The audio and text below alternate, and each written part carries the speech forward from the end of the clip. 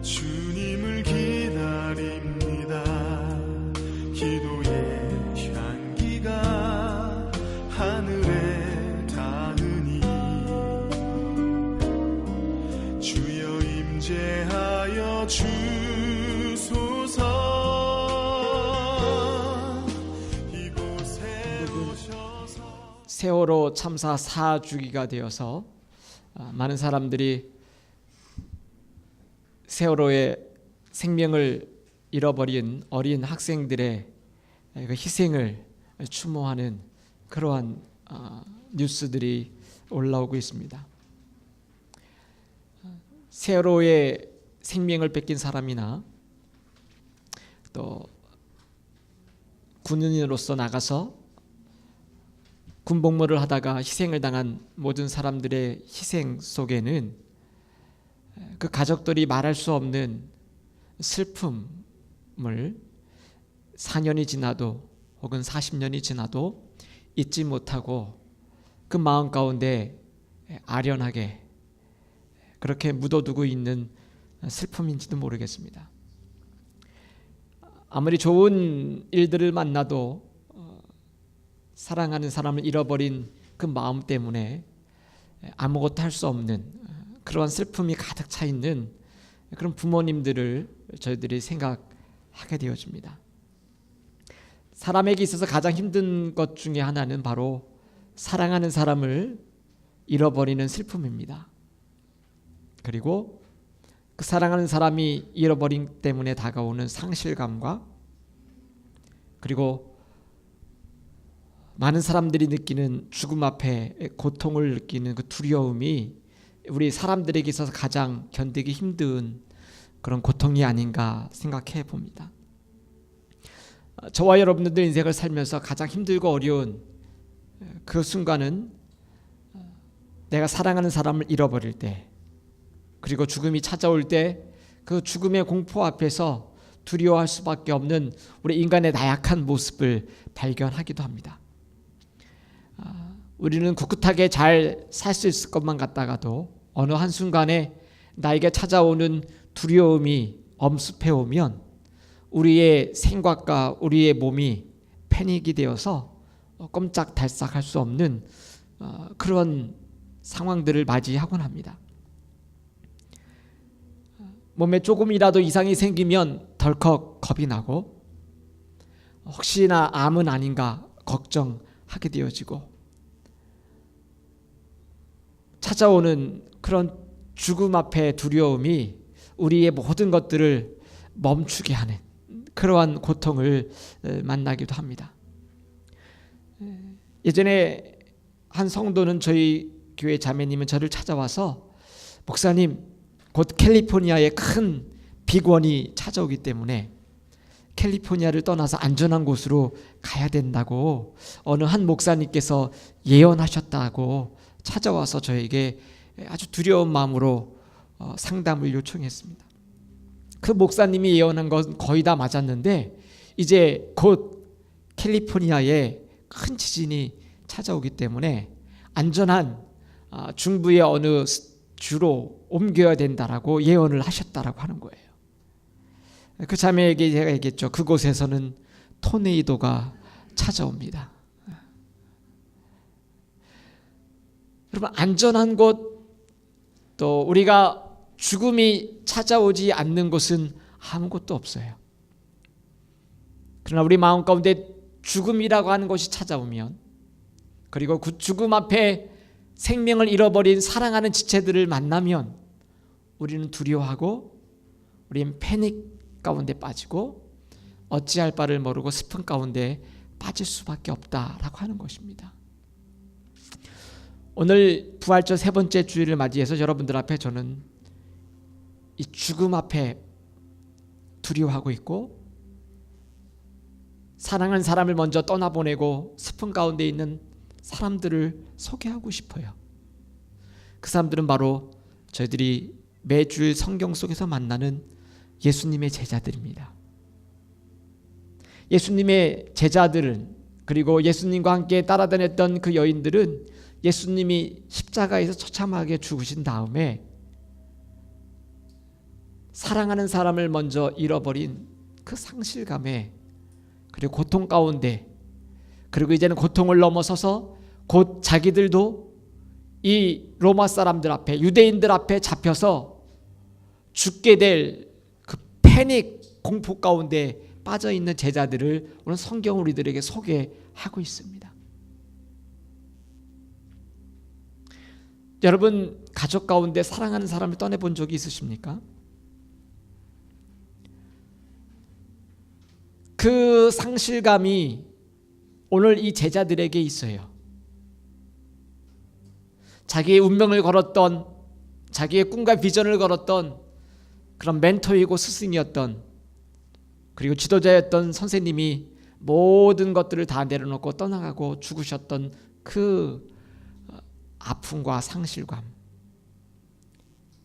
이제 돌아가신 분만이 아니라 나에게까지 곧 죽음이 찾아온다라고 하는, 예수 믿는 것 때문에 나도 이제 저 유대인들에게 붙잡혀 나가서, 끌려 나가서 저렇게 십자가의 형틀에 죽을 수도 있다라고 하는 그 두려움이 그들 가운데 찾아오기 시작했을 때 그들의 마음은 너무나 두려움에 사로잡혀 있었다라고 하는 것입니다. 두려움에 사로잡히면 우리는 아무것도 할 수가 없게 되어집니다. 오늘 성경은 그 두려움 가운데 있는 제자들을 소개하고 있어요. 바깥에도 나갈 수 없어서 자신들이 있는 그 문을 꼭꼭 걸어 잠궈 두었던, 그리고 은밀한 곳에 숨어 있었던 제자들의 모습을 성경은 우리들에게 과감없이 소개하고 있습니다. 그들이 부들부들 떨고 있었던, 공포 가운데 있었던, 패닉 가운데 있었던 그들의 모습 그대로 성경은 우리들에게 걸어두었던 그 문을 소개하고 있습니다. 그들의 물리적인 문만 걸어다둔 것이 아니라 그들 마음속에 예수님께서 말씀하셨던 생전의 모든 말씀들은 다 얼어붙었고 꽁꽁 묶어져 있었던 그 예수님의 말씀이 그들의 마음속에도 갇혀 버린 것과 같이 아무것도 역사하지 않는, 움직임이 없는 그들의 영혼의 모습을 성경은 우리들에게 소개하고 있다라고 하는 거예요. 혹시 여러분들 가운데 오늘 이와 같은 마음으로 하나님 앞에 나오는 사람은 없습니까?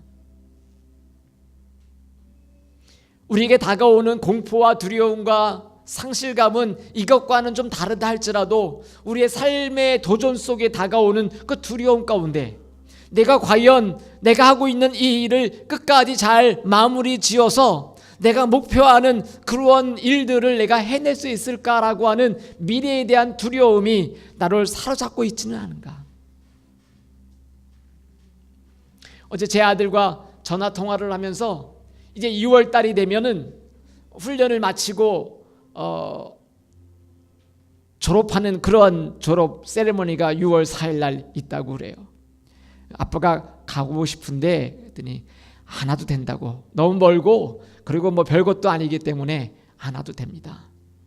그런 이런 이야기를 하면 가운데 요즘 한참 시험을 많이 보는데 장교기 때문에 워게임도 하고 탱크 부대라 뭐 탱크들이 4대의 탱크들이 적 4탱크와 만나면 어떻게 싸울 것이고 또 16대와 또 몇 대들 편대가 일어서 나가 싸우면 어떻게 할 것이고 워게임도 하고 실제적으로 탱크를 타고 나가서 같이 전투를 하는 그러한 일들을 하는데 특별히 요즘 시험을 보는데 어려운 시험들이 많대요.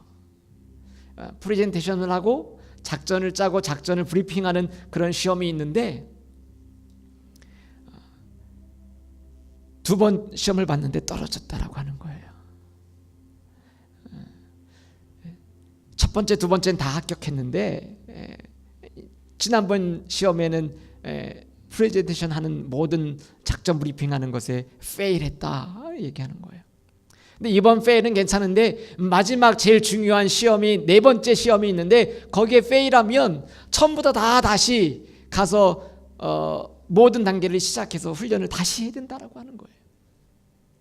그 단계를 거쳐서 또 페일하면 그때는 장교에서 킥아웃, 너는 장교의 자질이 없으니까 집에 가라, 짐 싸서 집에 가라 라고 한다는 거죠. 그러면서 그 마음 가운데 조금은 염려와 그런 불안감이 있는 그런 마음이 저에게 전달되었습니다. 쉽지 않다고 전화하면 바빠요. 시험 공부해야 된다고, 군인인지 학생인지 모를 만큼 준비를 많이 해야 된다고 합니다. 우리 삶의 사는 모습은 다 달라도 우리는 염려와 걱정과 근심과 공포에 사로잡혀 있어요. 내가 이 미국 땅에서 어떻게 자녀들을 양육하고 내 자녀들을 걱정 없이 잘 키울 수 있을까라고 하는 또 우리 연령에 맞는 고민들이 있다라고 하면, 어떤 분들은 이제 나이가 연세가 드셔서 내가 육신적으로 아픔 없이 남은 여생을 잘 지낼 수 있을까, 몸에 조금만 이상이 와도 두려움이 사로잡히는 우리의 염려와 걱정과 근심이, 죽음이라고 하는 그 두려움이 우리를 사로잡으면, 시험이라고 하는, 염려라고 하는 우리의 모든 걱정과 근심이 우리를 사로잡으면 우리는 공포에 사로잡힐 수밖에 없다라고 하는 것이죠.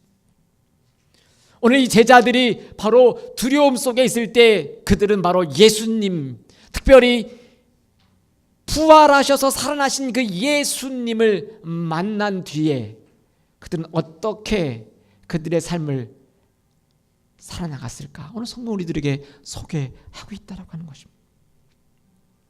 예수님의 부활, 예수님은 부활하십니다라고 하는 그 예수님의 부활뿐만이 아니라 부활하신 예수님을 만난 제자들, 여러분, 제자들은 예수님의 그 부활, 나는 부활하리라 라고 하는 예수님의 그 말씀에 대한 지식과 이야기를 들었지만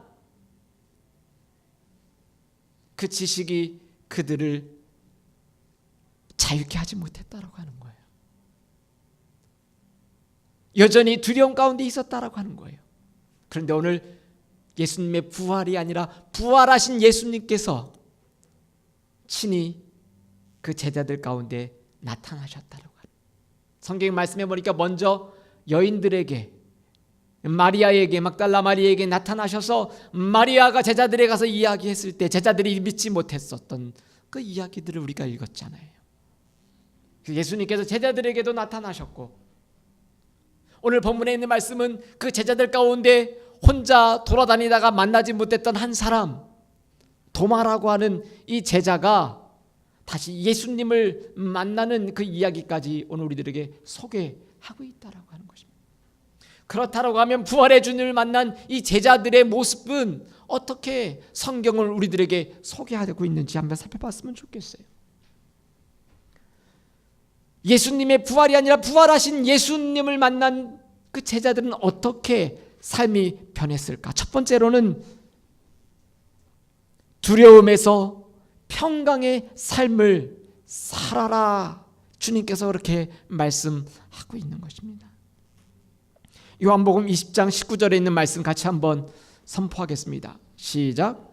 이날 곧 안식 후 첫날 저녁 때에 제자들이 유대인들을 두려워하여 모인 곳의 문을 닫았더니 예수께서 오사 가운데 서서 이르시되 너희에게 평강이 있을지어다. 오늘 성경 본문은 있는 모습 그대로 그들의 상황들을 이야기하고 있어요.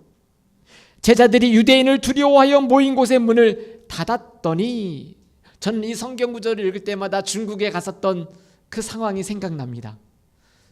중국의 시안이라고 하는 곳에 우리가 후원하는 선교사님이 사역하던 그 곳에 방문했을 때 그곳에 아파트에서 예배를 드리는 우리 공동체의 모습들이 생각나요.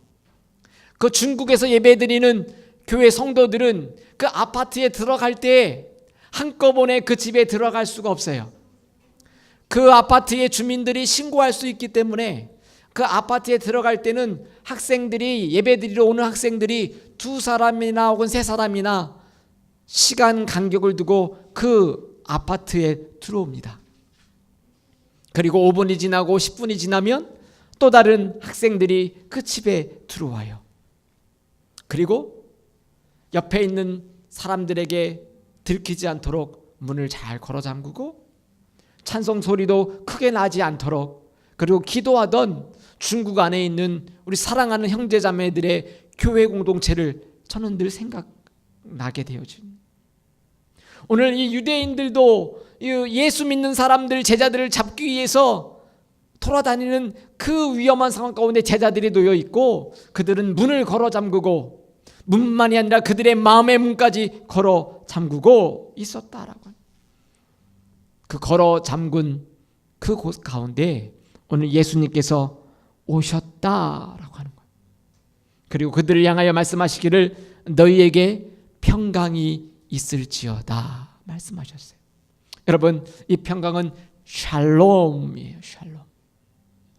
이 샬롬은 우리 가운데 전쟁이 멈춰져 있는 그런 상황이 아니라 우리의 모든 영육이 하나라도 어그러짐이 없는 온전한 상태를 이야기해요.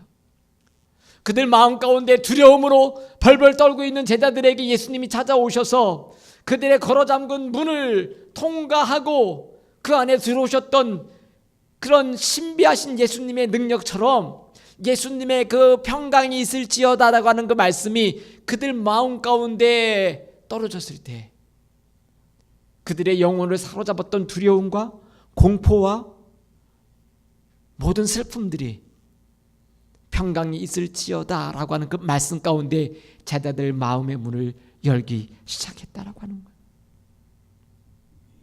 그 제자들뿐만이 아니라 여드레가 지나서 8일 후에 도마에게 있는 그 공동체에도 예수님이 찾아오셨어요. 그 도마에게도 말씀하십니다. 요한복음 20장 26절 말씀 선포합니다. 시작. 지나서 제자들이 다시 집 안에 있을 때 도마도 함께 있고 문들이 닫혔는데 예수께서 오사 가운데 서서 이르시되 너에게 평강이 있을지어다 하시고, 오늘 예수님께서 두려움으로 가득 차 있는 제자들 가운데 이제는 도마 가운데 나는 만져보지 않고서는, 나는 보지 않고서는 믿을 수 없다라고 얘기했던 그 도마에까지도 예수님께서 찾아 들어오셨다라고 하는 것입니다. 오늘 저와 여러분들 가운데 이 부활의 세 번째 주일을 맞이하면서 여전히 내 마음 가운데 삶의 무게와 삶의 힘든 두려움 때문에 예수님의 말씀이 내 마음에 역사하지 아니하고 예수님의 말씀이 내 귀에 들리지 아니하고 내 삶자리에서는 내가 살아가는 방식대로 여전히 살고 있다라고 하면 예수님께서 내 마음 가운데 들어오셔서 이렇게 말씀하실 거예요. 너에게 평강이 있을지어다. 두려움 가운데 있는 너의 마음 가운데 나의 평강을 주노라 말씀하신다라고. 디모데후서 1장 7절에 보니까 디모데에게 사도 바울은 이렇게 권면하고 있어요. 선포합니다. 시작. 하나님이 우리에게 주신 것은 두려워하는 마음이 아니요 오직 능력과 사랑과 절제하는 마음이니. 하나님이 우리에게 주시는 마음은 두려운 마음이 아니에요. 우리가 때로는 살다가 우리 삶 가운데 어떡하지? 이런 힘든 일을 만나면 내가 어떻게 할 바를 모르고 있을 때 이 말씀이 우리 가운데 생각나기를 축복합니다. 하나님이 우리에게 주시는 마음은 두려운 마음이 아니에요. 우리의 삶의 경제적인 문제 때문에 두려움이 찾아올 때, 내 자녀들 때문에 두려움이 찾아올 때, 내 건강 때문에 두려움이 찾아올 때 하나님이 나에게 주시는 마음은 두려운 마음이 아니지. 하나님이 나에게 주시는 마음은 하나님의 그 마음 사랑과 절제하는, 하나님이 우리의 마음을 다스리는 그 마음이지. 하나님이 나에게 평강이 있을지어다라고 하는 그 마음이지. 오늘 여러분들 가운데 두려움이 있다라고 하면 내 마음과 내 뭔지 모르게 나를 짜증나게 만들고 나를 우울하게 만들고 나를 붙잡고 있는 모든 감각과 정서와 나의 모든 생각들을 오늘 예수님 앞에 내려놓는 거예요. 내가 우울하면 우울한 감정에 내버려 두지 말고 하나님 말씀을 붙잡는 거예요. 하나님, 오늘 내 마음이 너무 우울합니다. 하나님, 내 마음이 오늘 너무 두렵습니다. 하나님, 오늘 내 마음이 너무 짜증납니다. 하나님, 오늘 내 마음이 너무너무 슬픕니다. 그럴 때 하나님이, 예수님이 내 마음 가운데 걸어 잠갔던 마음의 문을 열고 들어오셔서 너희에게 평강이 있을지어다. 하나님이 우리에게 주시는 마음은 두려워하는 마음이 아니니라. 이 말씀이 여러분 마음 가운데 역사하기를 축복합니다. 사도 요한은 우리에게 이렇게 고백합니다. 요한복음 요한 1서 4장 18절 말씀 선포합니다. 시작. 사랑 안에 두려움이 없고 온전한 사랑이 두려움을 내쫓나니 두려움에는 형벌이 있음이라. 두려워하는 자는 사랑 안에서 온전히 이루지 못하였네. 온전한 사랑을 바라보지 못한 사람은 두려움이 있어요. 스텝마더나 스텝파더에게 자란 자녀들은 그 마음 가운데 두려움이 있어요. 왜 그렇습니까? 온전한 사랑을 받아보지 못했기 때문에. 그러나 온전한 사랑을 받게 되어지면 그 두려웠던 마음들과 불편했던 마음들이 사라지기 시작하는 것이죠. 하나님이 우리에게 영원한 진정한 아버지가 되셨기 때문에, 우리의 부모가 되시기 때문에, 우리의 하나님의 사랑을 경험하게 되어지면 온전한 사랑이 두려움을 내어 쫓는다라고 성경은 말씀하고 있습니다. 오늘 여러분들 가운데 두려운 마음이 있습니까? 제자들처럼 마음의 문을 걸어 잠그고 하나님의 말씀이 역사하지 못하도록 내 마음 가운데 두려움이 있다라고 하면 오늘 예수님의 말씀이 선포되기를 축복합니다. 요한복음 20장 21절의 말씀을 함께 선포합니다. 시작.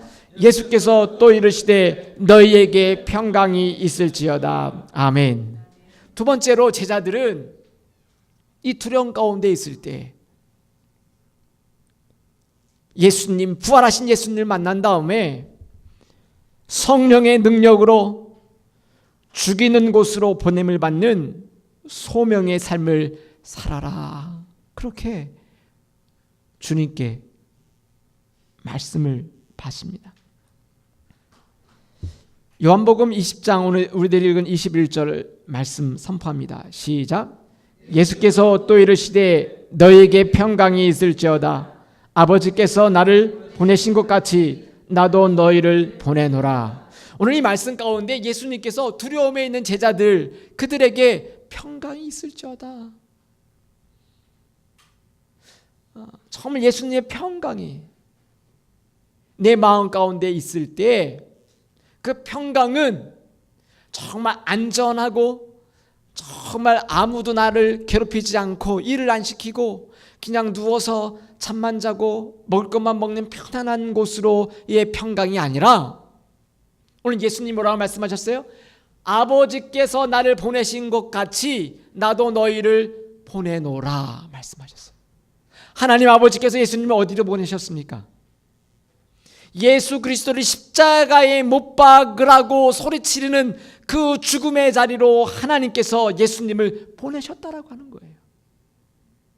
우리가 예수님을 믿으면 예수님께서 우리를 보냈다라고 하는 그 보낸 자리는 내가 정말 예수님 만나는 그 평강의 평강은 환경적으로의 평강이 아니라 여전히 예수님이 십자가에 달려 돌아갈 수밖에 없는 힘들고 어렵고 죽음의 세력이 있는 그 자리로 예수님이 갇혔던 것처럼 나도 너희를 보낸다 라고 말씀하셨던 그 자리는 오늘 우리가 가야 될 죽음의 자리고 십자가의 자리인 것입니다.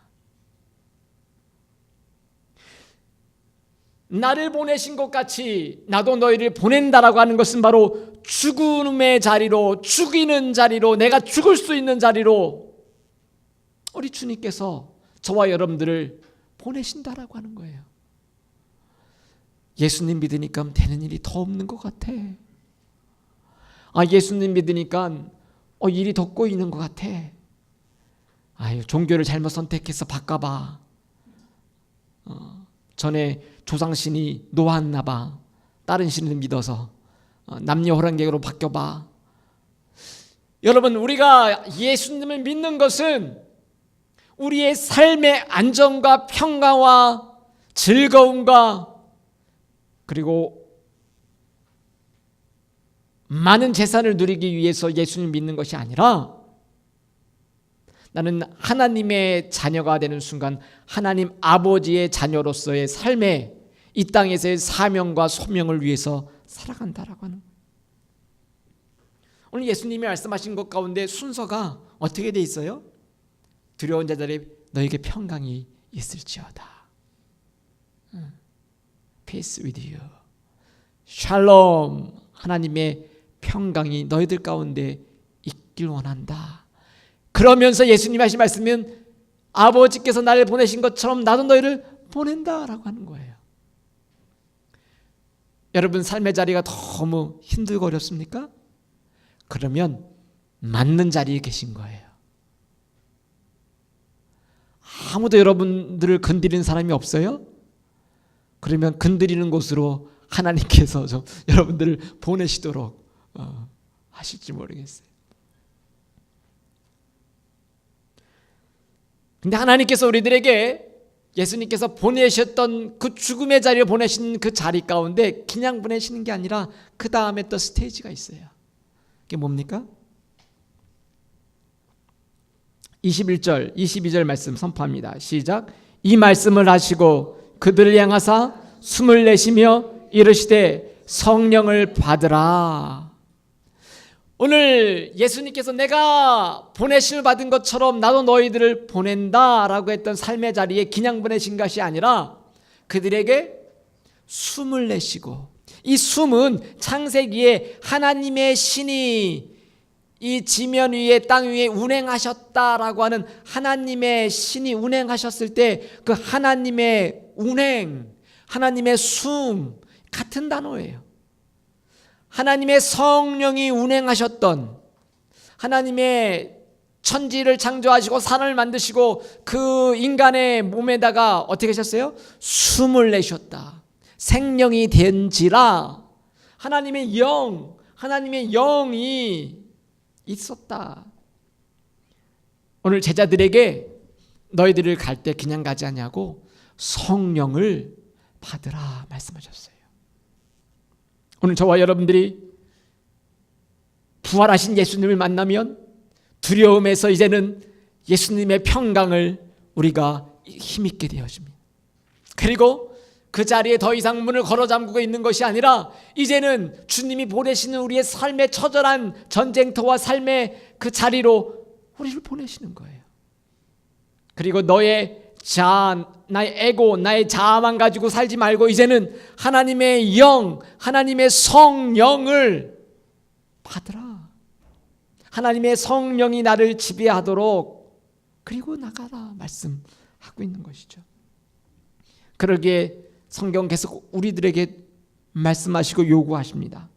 데살로니가전서 5장 19절 말씀 선포합니다. 시작. 성령을 소멸하지 말며. 여러분 성령은 배터리가 아니에요. 발음이 이상하네요. 배터리가 아니에요. 성령은 다 쓰고 나면 없어지는 그런 배터리 같은 게 아니죠. 근데 오늘 성경은 우리들에게 소멸하지 말아라. 무슨 뜻입니까? 하나님의 영은 우리들 가운데 오셔서 떠나지 않고 계세요. 그러나 성령님은, 하나님은 우리가 제 가운데 있으면 하나님은 제 가운데 계시지 않기 때문에 우리 가운데 함께 역사하지 않는 거예요. 내 마음의 자아가, 나의 생각이, 나의 고집이, 나의 모든 것들이 성령님의 역사보다 내 스스로가 살아간다라고. 성경은 우리에게 성령을 소멸하지 말아라 라고 표현하고 있을 뿐만 것이죠. 하나님의 영이 우리 그리스도인들 가운데 늘 있잖아요. 그러나 내 마음대로 살면 성령님은 근심하시고 역사하시 않으시죠.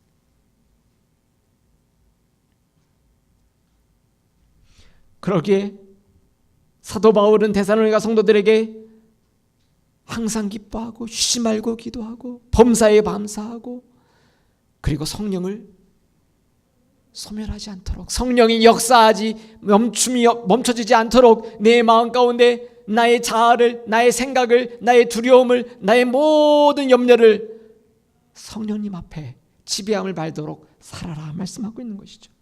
오늘 여러분의 삶의 자리에 힘든 부분들이 있습니까? 오늘 성령의 능력으로 오늘 예수님께서 우리를 죽을 수 있는 곳으로, 우리를 죽이려고 찾아오는 곳으로 우리를 보내시고 그 가운데서 우리의 소명을 잊지 말고 살아라 말씀하는 거예요. 예수님께서 부활하신 제자들에게 왜 찾아왔을까요? 예수님께서 쇼업하시려고 찾아오셨나요? 야, 나 봤지? 난 정말 살아났어. 내 능력이 이 정도야. 그거 확인하려고 나타나셨어요? 제자들에게 하시고 싶은 말씀이 있었다라고. 제자들에게 요구하시고 부탁하시는 말씀이 있었다라고 하는 것입니다. 그것은 바로 삶 가운데 소명을 잊지 말고 살라 하는 거예요. 그 소명은 나의 힘과 능력으로 되지 않기 때문에 오늘 예수님께서 성령의 능력으로 숨을 내쉬고 성령을 받으라 말씀하셨다라고 하는 거예요.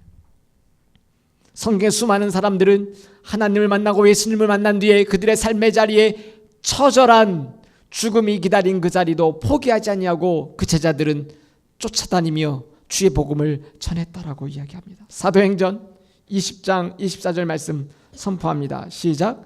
나의 달려갈 길과 주 예수께 받은 사명 곧 하나님의 은혜의 복음을 증언하는 일을 마치려 하면은 나의 생명조차 조금도 귀한 것으로 여기지 아니하노라. 사도 바울은 나의 달려갈 길과 주 예수께 받은 사명 곧 하나님의 복음을 전하는 증언하는 그 일, 우리 지난주에 얘기했던 증인, 위트니스에 되는, 때로는 내가 그 위트니스가 되기 때문에 죽을 수도 있는 순교자가 될 수도 있는 그 일을 하면은 나의 생명조차도 조금도 귀한 것으로 여기지 않겠다라고 말하는 것입니다. 오늘 예수님을 만나면, 부활하신 예수님을 만나면 우리 가운데 두려움이 있는 우리의 마음이, 공포 가운데 있는 마음이, 아무것도 할 수 없었던 우리의 마음이 성령님과 함께 부활할 줄 믿습니다. 우리의 잃어버린 사명과 소명을 향해 다시 일어나게 될 줄 믿습니다. 오늘 사도 바울이 나의 달려갈 길과 주 예수께 받은 사명을 이루기 위해 오늘 죽음조차도 두려워하지 않고 달려가는 것을 우리들에게 도전하고 있습니다. 그뿐만 아니라 고린도전서 9장 10절 이렇게 선포합니다. 시작. 내가 내 자의로 이것을 행하면 상을 얻으려니와 내가 자의로 아니한다 할지라도 나는 사명을 받았노라. 내가 내 기쁜 마음으로 하면 상급이 있겠지만 때로는 이 일은 나에게 주어진 사명이기 때문에 이 사명을 위해서 내가 하게 되어진다라고 하는 것이죠. 누가복음 10장 3절에 이렇게 소개합니다. 시작. 갈지어다 내가 너희를 보냄이 어린 양을 이리 가운데 보낸가 같도다. 제자들을 향해서 예수님께서 야 너희들이 가는 그 길을 보니까 내가 너희를 가도록 명령하고 보내지만 이리 가운데 양을 보내는 것 같구나 말씀하는 것입니다. 그러게 저와 여러분들이 사는 이 삶의 자리가 무겁고 힘들고 버거울 때도 오늘 우리가 주님, 부활하신 주님을 다시금 기억하고 만나며 이 길을, 승리의 길을 걸어가기를 축복합니다. 로마서 14장 17절에 사도 바울은 이렇게 고백합니다. 시작. 하나님의 나라는 먹는 것과 마시는 것이 아니요 오직 성령 안에 있는 의와 평강과 희락이라. 오늘 저와 여러분들이 사는 이 삶의 자리에 우리의 목적이 먹고 마시는 것에만 있다라고 하면 예수님을 모르는 사람은 여기에 모든 것이 달려 있어요. 어느 것이 더 맛있을까? 어느 것을 먹으면 더 건강하게 오래 살까? 어느 것을 해야 재밌게 살 수 있을까? 그러나 하나님의 나라는 먹는 것과 마시는 것에 국한되어 있지 않고 성령 안에 있는 하나님의 의와 하나님의 평강과 하나님이 주시는 기쁨, 희락이라고 말씀하고 있는 것입니다. 오늘 저와 여러분들이 부활하신 예수님 만날 때 성령의 능력으로 말미암아 우리가 때로는 죽을 수밖에 없는 그 자리에 우리의 소명을 따라 사는 저럼 되기를 축복합니다. 마지막으로 오늘 제자들은 부활하신 예수님을 만난 뒤에 의심을 넘어서서 믿는 자의 축복의 삶을 살아라. 그렇게 주님의 말씀을 듣게 되어져요. 여러분, 도마는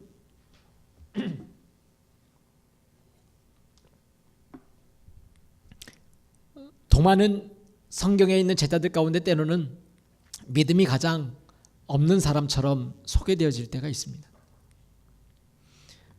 그래서 12제자들 가운데 수련회 같은 데 가서 베드로 반, 요한 반, 반을 다 나누면 도마 반 하면 별로들 그렇게 별로 안 좋아하는 것 같아요. 도마. 뭐 부엌에만 있어야 될 것만 같고 도마를 별로 안 좋아한단 말이죠. 왜냐하면 성경에 예수님의 12제자들 가운데 특별히 도마는 난 예수님 부활하신 거 내가 만져보지 않고 보지 않고서는 믿지 않겠다라고 하는 21세기를 사는 저와 여러분들은 모두 다 도마와 같은 사람들입니다. 우리가 아무리 믿음이 좋은 것처럼 얘기해도 우리는 다 과학적인 결론과 그 이성의 판단으로 모든 것들을 결정 내리잖아요. 성경은 우리들에게 과학과 이성의 세계를 뛰어넘는 beyond, 그 넘어서는 그 세계를 우리들에게 소개하고 있어요.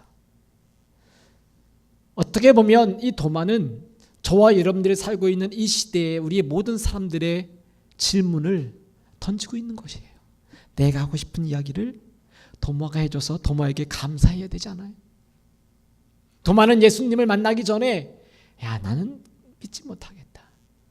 내가 예수님을 직접 보고 만져보지 않고서는 나는 믿지 않겠다.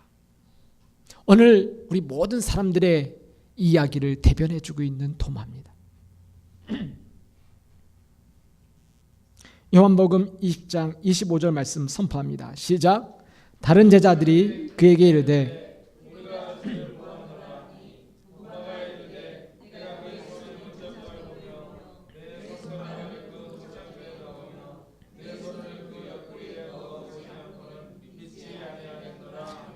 우리가 하고 싶은 그 이야기를 그대로 도마가 해줬어요. 예수님께서 뭐라고 말씀하셨습니까? 시작. 도마에게 이르시되 내 손가락을 이리 내밀어 내 손을 보고 내 손을 내밀어 내 옆구리에 넣어보라.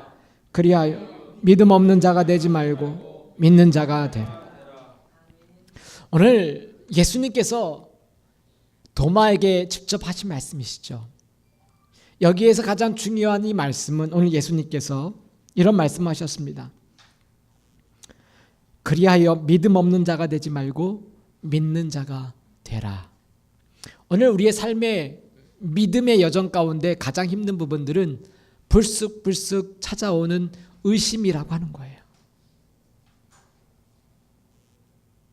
의심이 찾아오면 그 의심이 또 다른 의심을 낳게 되어지고 결국은 믿음의 대상인 예수님을 믿음의 대상이 아니라 의심의 대상으로 바꿀 수밖에 없다라고 하는 것입니다. 오늘 예수님께서 이 말씀을 하시면서 이 요한이 이야기한 것은 이 요한복음을 읽는 모든 사람들, 예수님이 부활하시고 승천하신 이후의 모든 사람들은 다 누구와 같은 사람들이에요? 도마와 같은 사람들이에요. 앞으로는 예수님을 부활하신 예수님조차도 만날 수도 없는 사람들이 다 오늘 저와 여러분들과 같은 사람들입니다. 그때 그 사람들에게 예수님은 말씀하시는 거죠. 오늘 저와 여러분들에게 말씀하는 거예요. 그리하여 믿음 없는 자가 되지 말고 믿음이 있는 믿는 자가 되거라. 오늘 우리 누구가 예수님을 보고 만져보겠습니까? 그러나 오늘 우리 가운데 이 도마가 고백했던 고백이 있어요. 성경은 우리에게 도마가 예수님의 손을 만져보았다 혹은 넣었다라고 하는 이야기는 생략하고 있어요.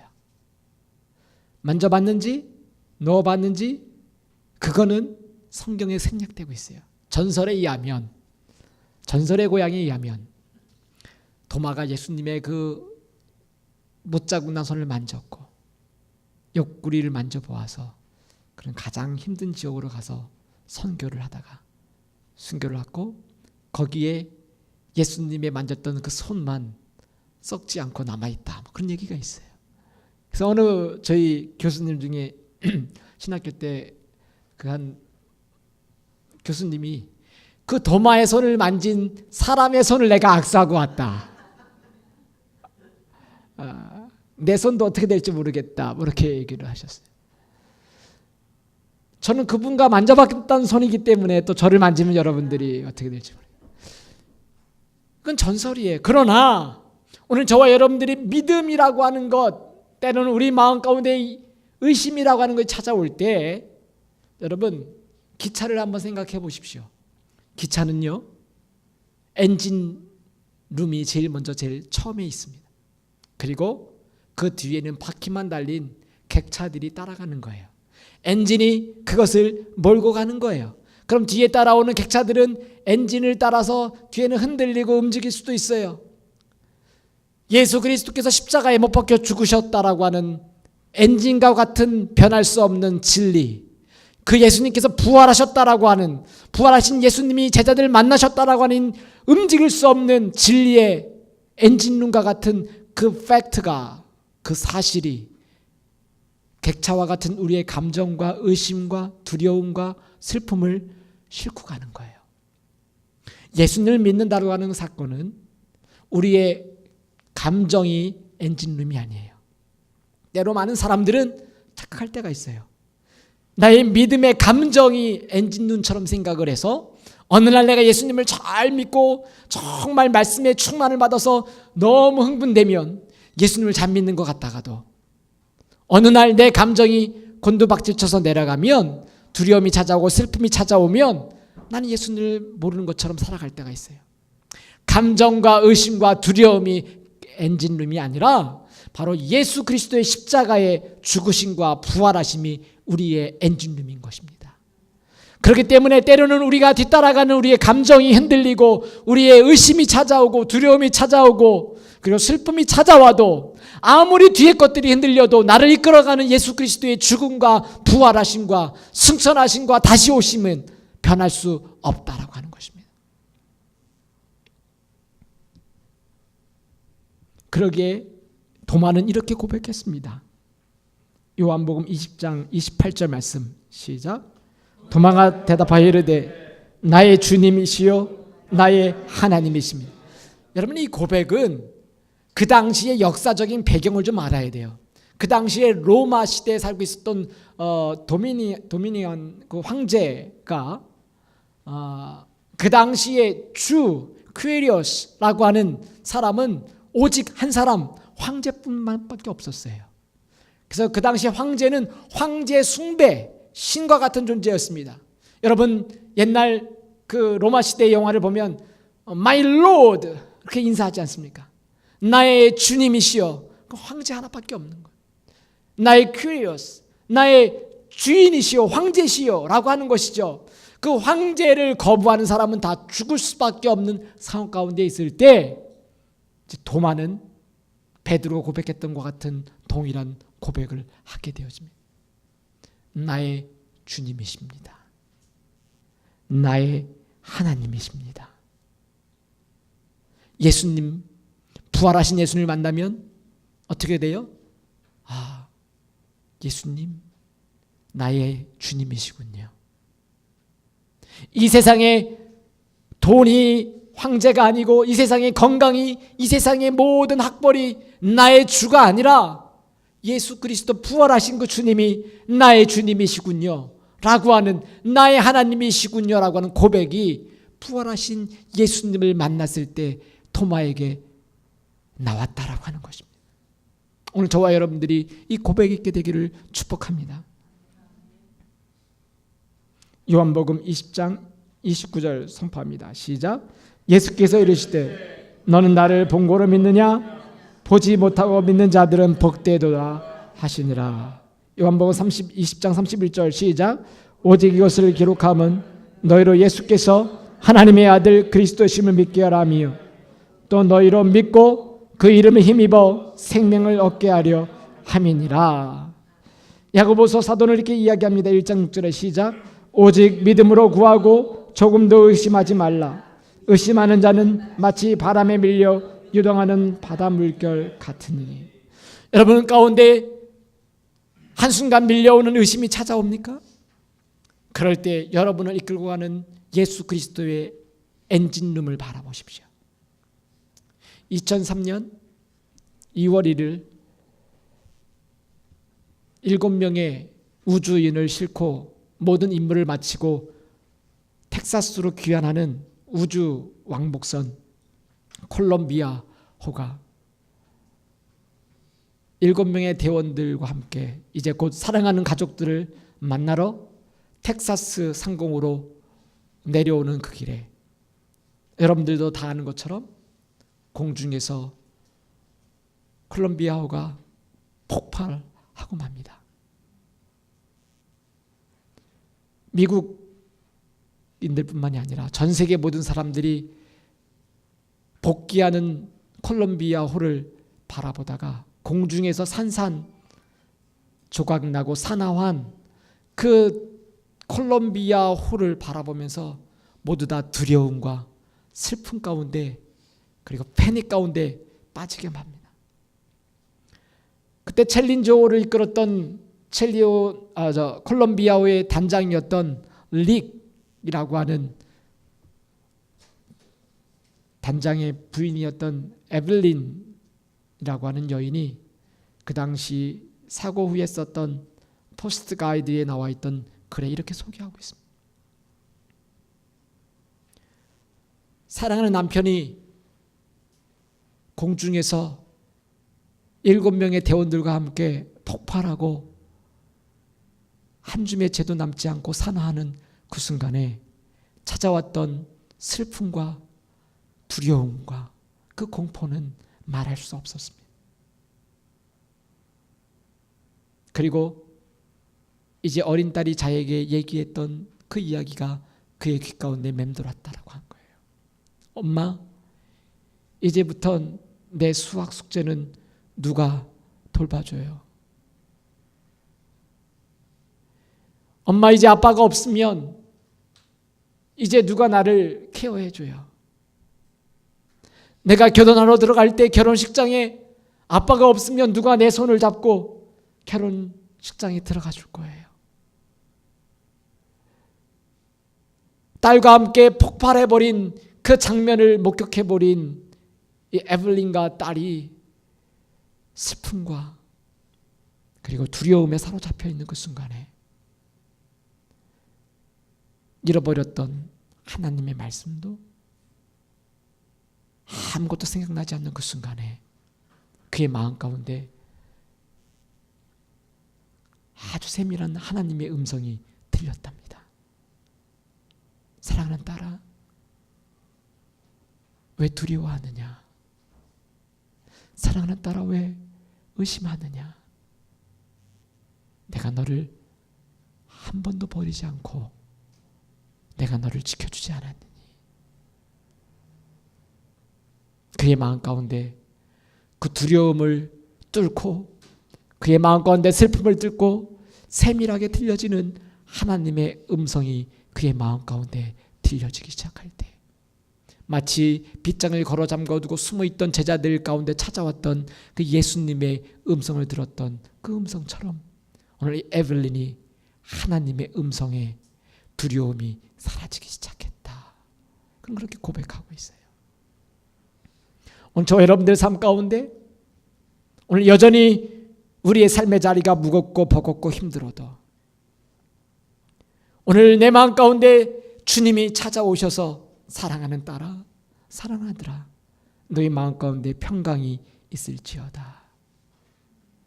그리고 네가 그렇게 힘들고 버겁고 힘들어하는 그 자리는 아버지 하나님께서 나를 보낸 것처럼 나도 너희를 보낸 자리다. 너 혼자 있지 아니하고 성령과 함께, 그리고 이제는 의심을 넘어서 믿는 자의 축복을 경험하게 되기를 내가 원한다. 말씀하시는 주님의 음성이 우리 사랑하는 성도들의 마음 가운데 들려지기를 축복합니다. 기도하겠습니다.